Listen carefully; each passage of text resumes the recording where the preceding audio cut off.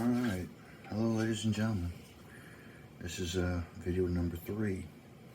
As you can see, I've already got my 023 German Jewelers deburring wheel already lined up in the center of chamber 2 here at the right height. Basically wanted to be just about where I had first cut with a saw and followed in with the milling bit. And basically what I'm going to do is I'm going to cut this on and I'm going to turn this, let it go as far as it can without coming out of the edge of the I guess the groove that I have here. Also, when I finished this off, I did take some was it 600 grit? I think it was 600 grit sandpaper, and just went in between the grooves where I'd cut with the milling bit to smooth it out. Well, anyway, here we go, and watch out for the volume because here comes the Dremel.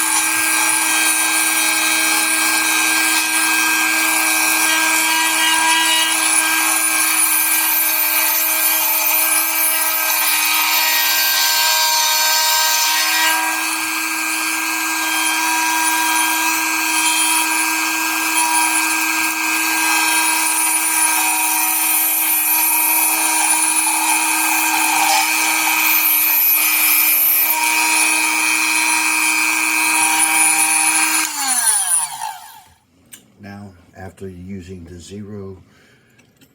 023, which is a 2.3 millimeter, I'll go ahead and raise this back up. You swap it. I swap it, but you don't have to. But I do that to make the T-gouge at the bottom a little bit wider, so I don't have to take as much off of the diameter of the spool that's going to run in there. I use the 2.7.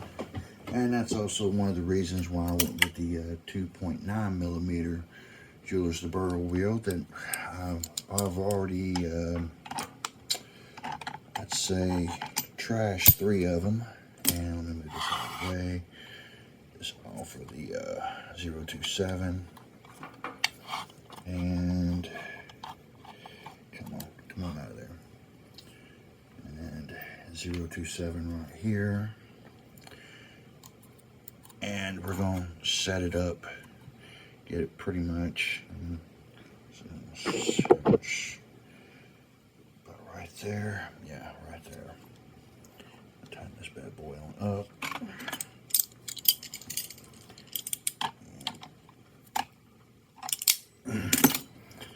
Just line back up to where I had it. And we're going to let it down. Get it pretty much in the center of the chamber, and this particular one I'm going to let it rest pretty much right at the top of the pin, just about. And it looks like that's good and centered. So what I'm going to do is tighten this bad boy up.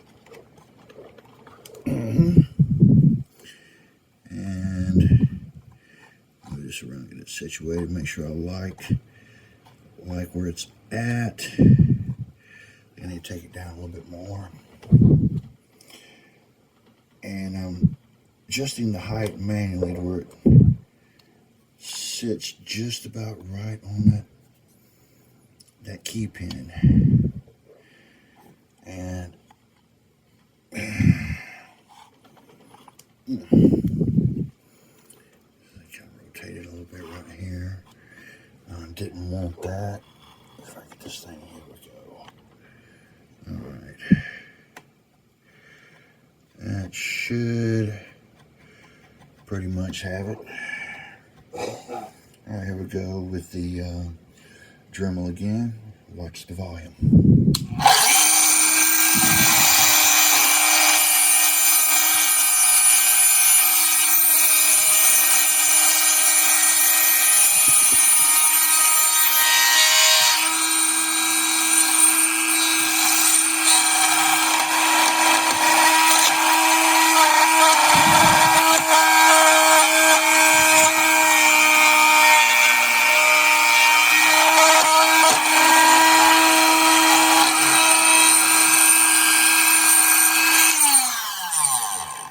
As you saw, that key pin launched.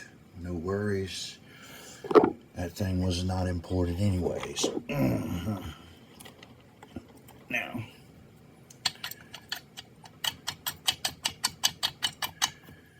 I still got one more to do, which would be this one over here. But let's see if I can go ahead and pull this thing up out of here and show you basically what we got going on, if I can do this just right. Come on. It's pretty much in there right now, but there we go. Move that key pin.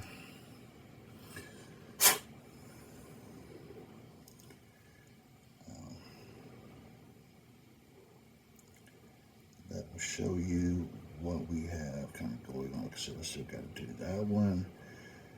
I will make some spools, giving the diameter here. You could probably use brass, maybe some hardened brass, and it will be able to withstand some of the heavy tensioning from some of the heavy tensioners. But getting it just right to where it fits down in your groove that you make with the Jeweler's the Brain Wheel. I still got one more to do right here. Clear out some of that dust. Pop that back in there. And you pretty much get an idea of how to do these. Like I said, I kind of stopped here, and the way how I did my gouges wasn't exactly perfect like I did with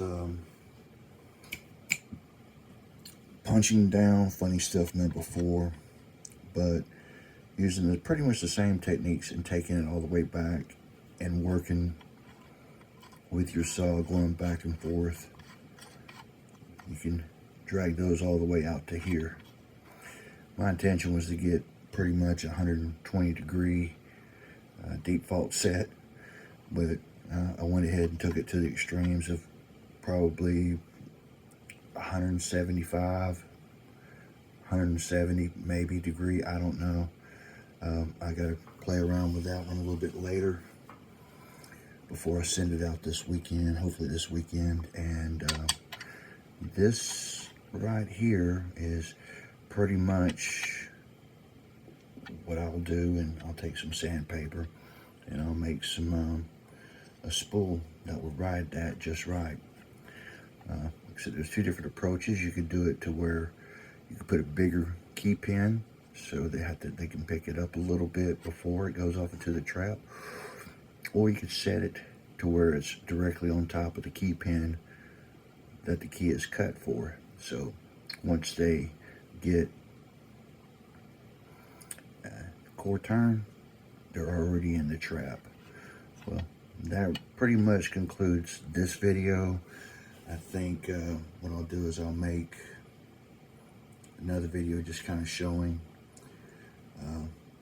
once I get the pins made, put it in the lock, and we'll let it do its thing. But pretty much that's about it. I know some people was wanting for me to show videos on making magnetic pins, key pins, and stuff like that. The only thing I will say is pretty much is the hardest is not really getting that part for the key, but cutting it just above your mark. So you want your cut right there at the, I guess, your Sharpie mark. Let that stick out from your Dremel, then cut in behind it, because it will definitely shatter, chip, and everything. And if you cut enough, cut more than what you need, you're able to get it pretty much flat. If you want any other tips on that, leave it in the comment. Who knows, I might make a video on it. May just leave that to your imagination. Don't really know. But you pretty much got the gist up to this point, and we'll see what kind of fault sets this has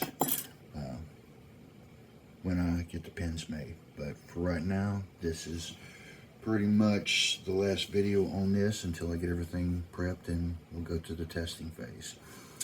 All right, ladies and gentlemen, I hope you learned something from this. It's not hard. If you've got a better way, or if you've done this using a different approach and have great success, matter of fact, pick Smith. I like to see how you do yours. If it's somewhat similar to this, or you've got a little bit better way, because I'd like to know exactly how you're doing yours. But anyways, everybody, thank you so much for watching. Take care.